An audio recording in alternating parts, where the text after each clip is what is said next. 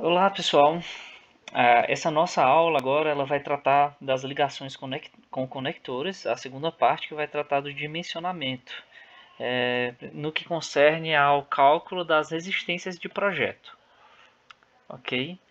Com isso, o objetivo é que vocês compreendam os critérios de ruptura e dimensionamento das ligações com conectores, tanto para as ligações do tipo de apoio, quanto para as ligações por atrito, que são aquelas que são dadas para os parafusos de alta resistência. Essa aula eu trouxe só uma parte que vai tratar da ruptura das ligações e o dimensionamento delas, relembrando brevemente quais são os modos de falha principais e passando por cada um dos tópicos de dimensionamento das ligações com conectores ao corte, a rasgamento e pressão de apoio da chapa, dimensionamento à tração, atração e corte simultâneos, dimensionamento das ligações por atrito e resistência da chapa e elemento de ligação.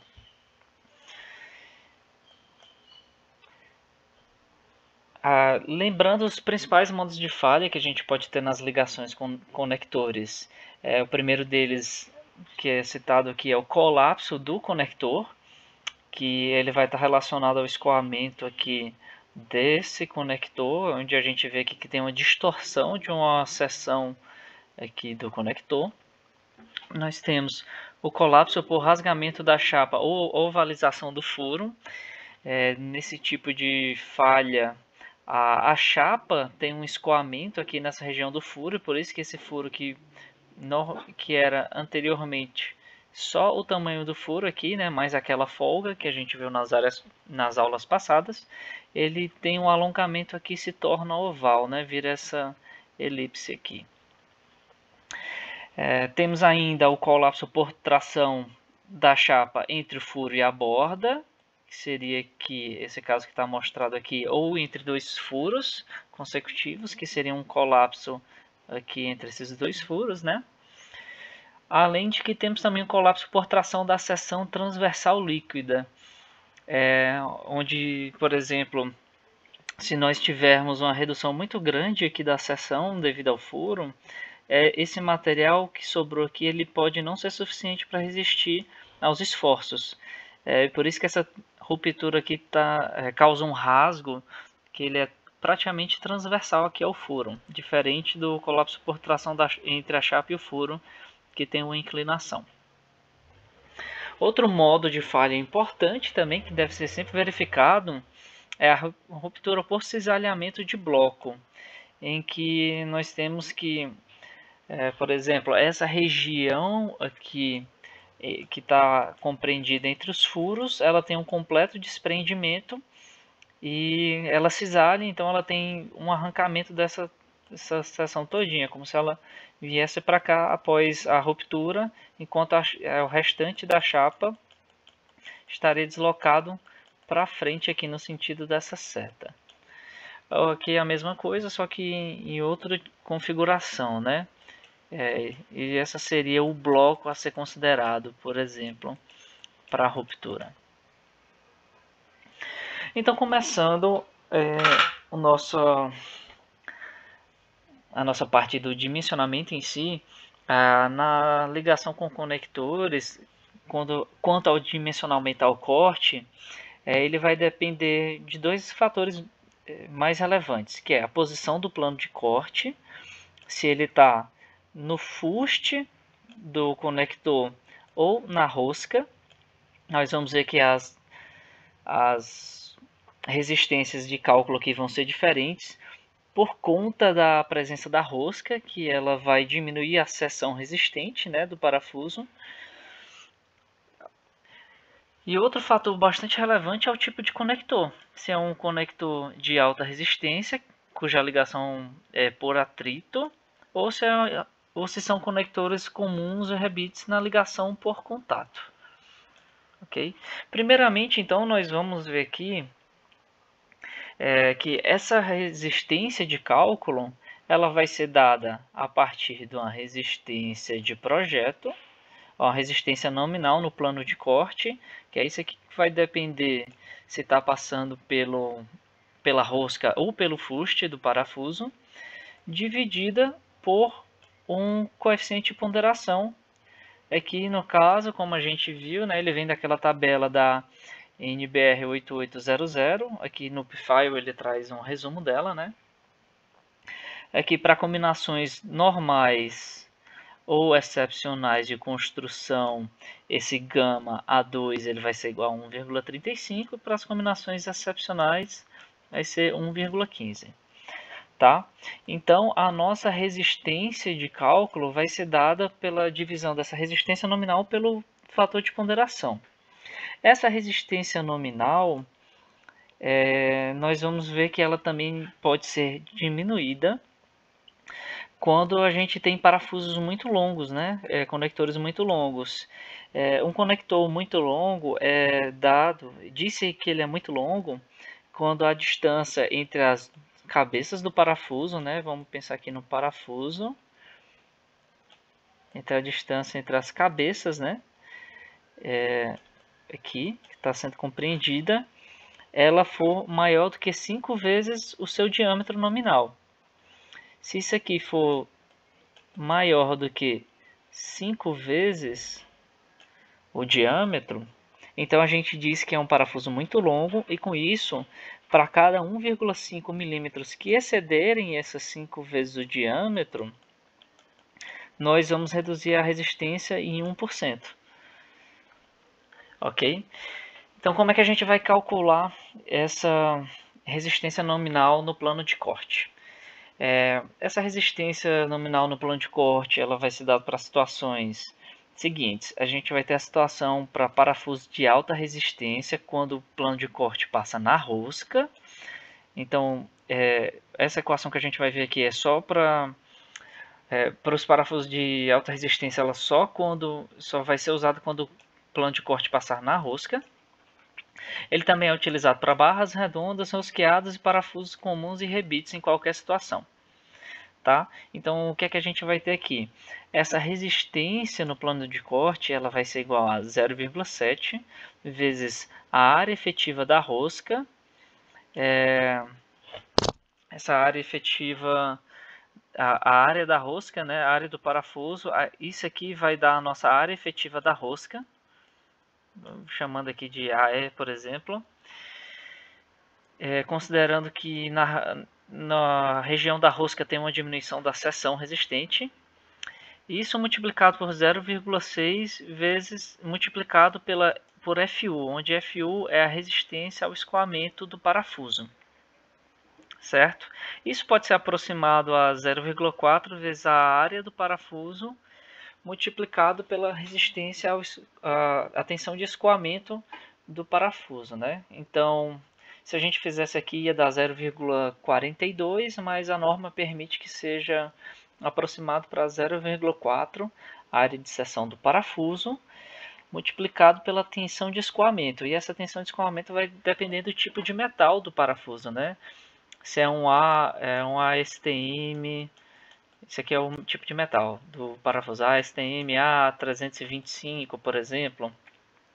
Nós temos uma determinada resistência de escoamento, ok? Uma FU. Eu não estou lembrado aqui de cabeça, mas isso aqui vocês podem inclusive consultar na norma. A norma traz esses valores para o FU, a depender do tipo de material. Ela vai estar presente, isso vai estar presente no anexo A da ABNT, anexo A da nossa ABNT NBR, vou colocar só NBR 8800. Certo? No anexo A nós vamos poder encontrar isso aqui tanto para os parafusos quanto para chapas e perfis, os valores de FU e FY. A outra situação que a gente pode ter o cálculo dessa resistência nominal de corte é para os parafusos de alta resistência e barras redondas rosqueadas quando o plano de corte não passa nas roscas, certo? Quando isso acontecer, essa resistência ela vai ser dada por 0,5 a área do parafuso, né, a área da seção do parafuso multiplicado pela tensão de escoamento aqui, o FU. A gente pode ver que é um pouco maior porque é considerado que na região do fuste a seção ela é mais preenchida, né? Ok. Lembrando que essa primeira situação que a gente viu aqui do 0,4, ela serve para os parafusos de alta resistência apenas quando o plano de corte passa na rosca, e serve para os parafusos comuns e rebites em qualquer situação, passando pela rosca ou pelo fuste. Certo? Uma segunda condição em que a gente vai ter o dimensionamento desses conectores nas ligações vai ser quanto ao rasgamento e pressão de apoio na chapa. A pressão de apoio na chapa ela é aquela que vai causar o escoamento e ovalização do furo. Então isso tem que ser verificado, né? E o rasgamento é aquela que vai provocar o rasgamento entre o furo e a borda ou entre dois furos consecutivos. De maneira semelhante ao dimensionamento ao corte, nós vamos ter que a resistência de projeto vai ser uma resistência nominal dividida pelo gama A2. Isso aqui também está presente lá na NBR 8800. Vai depender do tipo de combinação de cargas, certo? Então, para a pressão de apoio, nós vamos ter que a resistência nominal ela vai ser igual a 2,4 multiplicado por D, onde D é o diâmetro nominal do conector, multiplicado por T, que é a espessura da chapa que está sendo ligada, multiplicado ainda por FU, que é a resistência à ruptura por tração do aço. Certo? Então, para a pressão de apoio, essa é a equação que a gente vai usar. Para o rasgamento, a equação vai ser bem semelhante, só que ao invés do 2,4, nós vamos ter 1,2. Ao invés do diâmetro do conector, o rasgamento ele vai levar em consideração a distância entre a borda do furo e a extremidade da chapa, ou ainda a distância entre a borda do furo e o furo consecutivo. Né? Como a gente viu na figura, nós temos dois furos. Esse rasgamento ele pode ocorrer aqui entre a chapa, a borda da chapa e o furo, ou então entre os dois furos consecutivos. Então esse A a gente vai ver esse A e vai verificar esse A. Via de regra, como essa distância aqui entre os furos, ela por projeto ela tem que ser 3 vezes o diâmetro do furo, né? E essa distância até a borda é um A que é menor do que, geralmente é menor do que 3D, a gente faz essa verificação principalmente para cá, para essa distância da borda do furo à extremidade da chapa. Então, voltando, a resistência nominal que vai entrar aqui nessa fórmula aqui para o cálculo da resistência de projeto, né? Vai ser minorado pelo coeficiente γ2, ela é 1,2 multiplicado por A, onde A é isso que a gente acabou de ver, multiplicado novamente pela espessura da chapa e multiplicado pela resistência por tração do aço. E como a gente vai ver também, a norma traz outra situação em que a ovalização do furo, pequenas ovalizações do furo, forem aceitáveis para as cargas de serviço, tá? Apenas para essa situação das cargas de serviço pode ser considerado essas equações as mesmas que a gente viu anteriormente, só que com a alteração dessa constante aqui. Para a pressão de apoio nós tínhamos 2,4, agora nós consideramos 3. Nesse caso apenas, carga de serviço e ovalização do furo. E para o rasgamento, ao invés de 1,2, nós vamos ter 1,5. Tá? O restante da equação é exatamente a mesma coisa. Os conectores eles podem trabalhar ainda numa situação de tração. Essa tração, por exemplo, nessa ligação em que eu tenho... A gente pode pensar aqui num tirante, por exemplo, que ele está parafusado, a estrutura, e nós vamos ter uma força sendo aplicada aqui, puxando esse tirante, e com isso, então, esses parafusos vão estar trabalhando simplesmente a tração. Nesse caso, novamente, a resistência de cálculo vai ser uma resistência nominal dividida por um coeficiente aqui de ponderação gama A2, que a gente pode ver lá na NBR 8800, onde essa resistência à tração ela é dada pela seguinte equação. A AG, que vai ser a área do parafuso, multiplicado pela resistência aqui, dividido pelo gama A2. Isso aqui pode ser aproximado a 0,75, multiplicando AG vezes o FQ. Isso aqui que é dado diretamente na norma, né? Ele traz essa possibilidade de aproximação. E quando a gente faz o cálculo, isso fica bem próximo mesmo. Ok? No entanto, nessas ligações à tração, nós temos uma particularidade que é, no caso dessa chapa que está sendo ligada aqui, ela não tem uma rigidez suficiente e ela tem essa flambagem local aqui, né? Essa flambagem ela vai causar um aparecimento de esforços de momentos sendo empregados aqui nesses parafusos, né? Porque além de ter a tração, essa chapa vai estar gerando aqui uma força inclinada e, consequentemente, um momento vai estar sendo aplicado aqui nesse parafuso. Para isso, então, deve ser considerado um acréscimo da força de tração.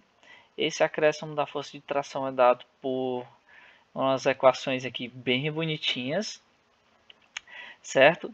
Em que vai depender da força solicitante de tração. Aqui está FTSD, mas seria o TSD, multiplicado por B, onde B está sendo essa distância aqui, ó, que a gente está vendo, mais dB sobre 2, que seria o diâmetro do parafuso sobre 2, menos P, quem é P? Ele está dando aqui o P, que seria essa área de influência, né, do furo, vezes T, que seria a espessura da chapa ao quadrado, dividido por 4,44. Isso aqui dividido por A, novamente aqui ele dá, que é essa distância A. Essa distância A do centro do furo até a borda, mais dB sobre 2. Isso tudo tem que ser maior do que zero. Isso vai dar a força de tração que deve ser somada. No caso, a nossa força de cálculo lá, vamos dizer que o nosso R vai ser a força que está sendo aplicada, o F, mais esse Q. Ok?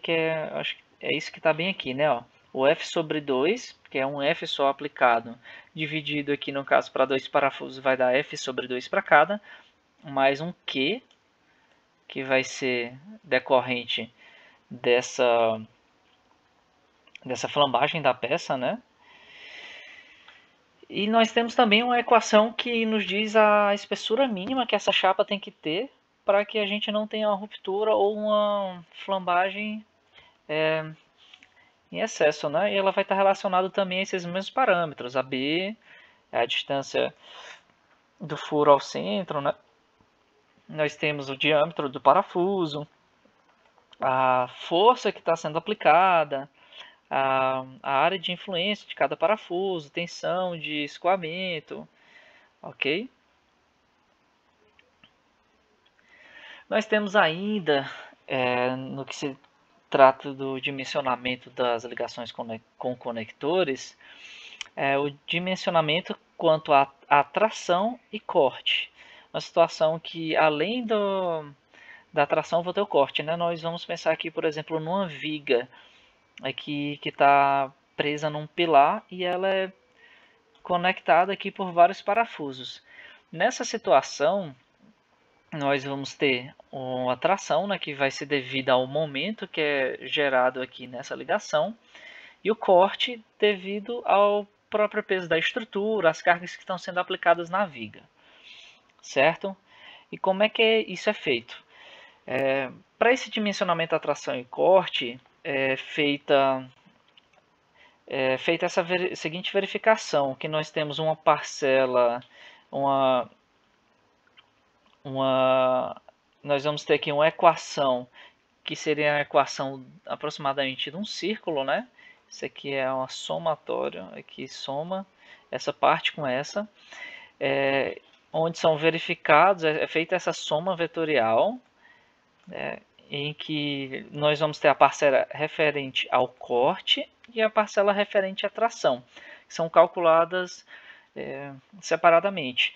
A parcela referente ao corte, ela vai fazer uma verificação da força de corte do cortante atuante em relação à resistência nominal dividida pelo coeficiente de ponderação, né? Ou seja, isso aqui seria a nossa resistência de projeto ao corte, RDV aqui, né? Que eu vou colocar o V em relação ao corte, ao quadrado, somado daqui nós temos a tração aqui atuando, dividida pela, aqui novamente é a nossa resistência à tração de projeto, né? RDT, que vai ser a resistência nominal dividida pelo γ2, certo? E esse somatório tem que ser menor ou igual a 1 para que a gente diga que o dimensionamento está ok, certo? Então é assim que vai ser feito. E esse cálculo aqui, vão ser feitas as considerações que a gente viu lá no começo dessa aula, que vai trazer em relação ao corte, aquela 0,4 vezes AG vezes FU, a depender se o plano de corte está passando no fuste ou na rosca, e o da resistência à tração, que a gente viu anteriormente também. Nós temos ainda o dimensionamento das ligações quando ocorre a ligação por atrito. Lembrando que a ligação por atrito ela só pode ser executada com parafuso de alta resistência, porque somente nos parafusos de alta resistência a gente consegue garantir uma proteção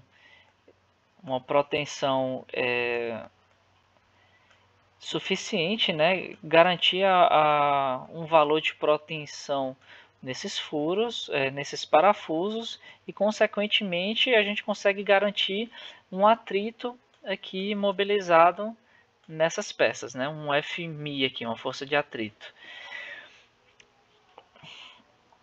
Essa resistência ao atrito, então, dimensionamento, ele vai depender do tipo de furo, se é um furo padrão ou, no caso de ser um furo alongado ou alargado,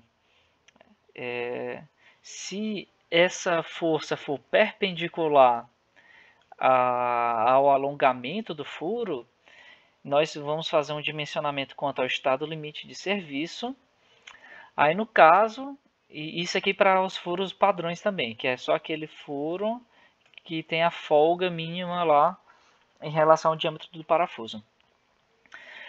Já nos furos alargados e alongados, em que a força ela está atuando no sentido do alargamento do furo, essa verificação desse dimensionamento deve ser feita em relação ao estado limite último. Então vamos começar pelo estado limite último, que vai ser a situação em que o alargamento do furo ele está sendo dado aqui no mesmo sentido da força solicitante. Para o cálculo da força resistente, então, ela vai ser dada por essa equação aqui, que parece bem feia, né? Mas ela faz bastante sentido, porque ela vai estar relacionada à força de atrito que a gente estuda na nossa física básica, né? A força de atrito vai ser igual à força que está atuando, né? Que seria a normal multiplicado por um coeficiente de atrito, ou seja, μ vezes a normal, né? E é isso que a gente vê aqui, incluindo os coeficientes para garantir a qualidade e segurança, né? Então a força resistente pelo atrito proporcionada nessa ligação, nesse caso aqui do estado limite último, ela vai ser dada por 1,13 multiplicado por μ, onde μ é o coeficiente de atrito. Esse coeficiente de atrito, a norma, ele dá alguns valores que devem ser utilizados a depender do tipo de acabamento da peça, se ela é pintada ou não, se ela tem proteção à corrosão, ao tipo de material, se é um material laminado, certo? Se ele é escovado. Então, isso MI a gente vai tirar da norma. Então, é 1,13 multiplicado pelo coeficiente de atrito, multiplicado ainda por um coeficiente CH, que depende do fator do furo, se ele é um furo padrão ou um furo alongado. Ele também vai variar aqui em relação à distribuição dos esforços nos furos, né? Se essa distribuição é uniforme entre os furos ou não, certo? É isso que leva em consideração esse CH. Nós temos uma FTB, que é a força mínima de proteção do parafuso. É por isso que nessa ligação por atrito a gente tem que utilizar um parafuso de alta resistência, que a gente consegue garantir uma proteção mínima, certo? Então essa força de proteção seria, no caso, a nossa força normal, né? Que ela vai estar atuando, aqui no caso, vamos ter duas chapas. Vou colocar só duas chapas, um parafuso aqui, ligando essas duas chapas. Aqui é uma porca. Essa proteção, ela vai estar apertando aqui esse parafuso, né? E vai estar comprimindo essas chapas uma contra a outra. Por isso que ela funciona como a normal nessa equação aqui básica, né? Então seria a força de proteção mínima do parafuso, que é o FTB. NS é o número de planos de deslizamento. Assim como a gente viu lá nos planos de corte, nas aulas passadas, né, quanto aos parafusos. Nesse caso, eu teria apenas um plano de deslizamento, né, porque eu só tenho um contato entre duas chapas. Se eu tivesse mais outra chapa aqui, no caso, nós teríamos dois planos de deslizamento. Desse plano e esse plano, e assim por diante, a depender, né? Se tivesse mais uma chapa, ia ter três contatos, então três planos de deslizamento. E como vocês podem ver, ele vai estar aumentando a nossa resistência, né? Por que ele está aumentando a resistência? Porque se eu tenho mais contato, eu tenho mais atrito, logo eu tenho uma força de atrito maior, certo? Isso tudo é dividido por um coeficiente γ-E, que vai depender do tipo de combinação. Novamente, 1,2 para se é combinação normal, especiais ou de construção, e 1 para combinações especiais. Esse FTSD, aqui nós temos novamente o FTB, né, a força de proteção do parafuso, e esse FTSD, ele é a força de tração solicitante que reduz a protensão. Então, se eu tiver alguma força de tração aqui atuando, que vai estar diminuindo essa protensão do parafuso, como a gente pode ter em alguns casos, e geralmente a gente vai ter, né? Ela vai estar aqui diminuindo a força de atrito, né? Que ela vai ser... Porque nós vamos ter que essa razão aqui da força de proteção com a força que diminui a proteção, ela vai dar um número menor que 1, que vai multiplicar a força de atrito aqui, né? Então, quanto maior essa força que reduz a proteção, menor a força de atrito. Já para o estado limite serviço, que vai ser o estado de limite em que nós vamos ter um furo padrão, ou, no caso, o furo alongado ou alargado com a força solicitante atuando perpendicular ao eixo do alongamento, né? A nossa força resistente ela vai ser dada pela seguinte equação. Aqui no caso, a nossa força resistente ela vai ser dada por 0,8 multiplicado por μ, novamente. A força de atrito não é μ vezes 1 normal. Aqui nós temos o μ, que vai depender do tipo de material, né, que está sendo juntado, a superfície, o coeficiente furo, a força de proteção do parafuso, o número de planos de deslizamento e novamente diminuída aqui da razão entre a força que reduz a proteção pela força de proteção do parafuso. Só que nesse caso, para o estado limite de serviço, é utilizada a força de tração solicitante que reduz na combinação rara de serviço. Ou, no caso de não se considerar a combinação rara de serviço, igual a 70% a tração solicitante de cálculo. Ok? E aqui, nosso gama L nem entra, mas acabou ficando aqui no slide. Por fim, vou trazer aqui para vocês a resistência da chapa e elementos de ligação, que seria aquela ruptura por bloco que a gente viu, em que um bloco todinho aqui entre os furos e as bordas podem ser arrancados, né? Nesse caso, a força resistente é dada pela soma das forças resistentes desse cisalhamento em uma ou mais linhas de falha e a força resistente à tração em um segmento perpendicular. Ela dá essa equação aqui, que acaba sendo bem feia, né? Porque ela é bem grande, tem várias partes. E o que é que diz cada uma dessas partes, né? Ó, como a gente vai ver aqui, ó, a depender do... A gente vai ter um coeficiente aqui, CTS, que ele vai nos dizer aqui se essa distribuição dos esforços nos furos é igual em todos os furos, consideração onde a gente consideraria o CTS igual a 1, ou se nós temos furos que são mais solicitados que outros. No caso, o CTS seria igual a 0,5. Então, o que é que diz cada uma dessas partes dessa equação? Essa equação ela vai ter essas duas partes aqui, né? Ó, essa primeira parte que vai estar relacionada a gente vai ter aqui um gama A2 para ponderar, que a gente encontra lá na norma, 0,6 multiplicado pelo FU, que é aquela nossa resistência à tração do aço, multiplicado por ANV, que seria a área líquida sujeita ao cisalhamento,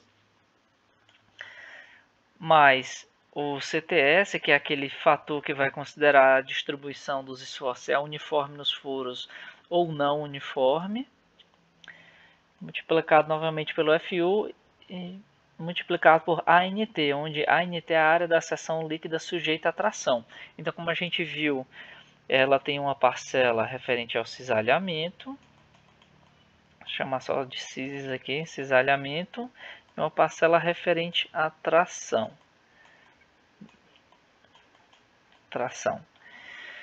Certo? Isso tudo tem que ser menor do que a tensão que está atuando, tem que ser menor ou igual à tensão que está atuando aqui, que é o de escoamento da seção bruta sujeita ao cisalhamento e a ruptura, que é a tração da área líquida sujeita à tração.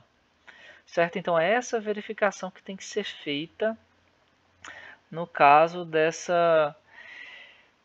desse dimensionamento quanto à ruptura por bloco. Ok? Em algumas aulas seguintes eu vou trazer alguns exemplos para a gente ver algumas aplicações dessas resistências aqui. Ok? Se vocês tiverem alguma dúvida, vocês podem entrar em contato comigo por e-mail, para quem tem meu e-mail, ou quem não tem meu e-mail e está assistindo essa aula pelo YouTube, pode mandar um comentário lá, que assim que possível eu respondo, tá? Essas informações aqui, inclusive o restante da aula sobre dimensionamento, sobre as ligações com conectores, não só o dimensionamento, ela vai estar nas páginas 63 a 78 do livro do Pfeil, mas não deixem de ver também a norma, porque o livro do Pfeil traz alguns pontos um pouco mais resumido e a norma traz todas as situações em que serão aplicados cada um dos fatores, as situações, ok? Essa foi a nossa literatura e por hoje é só, pessoal.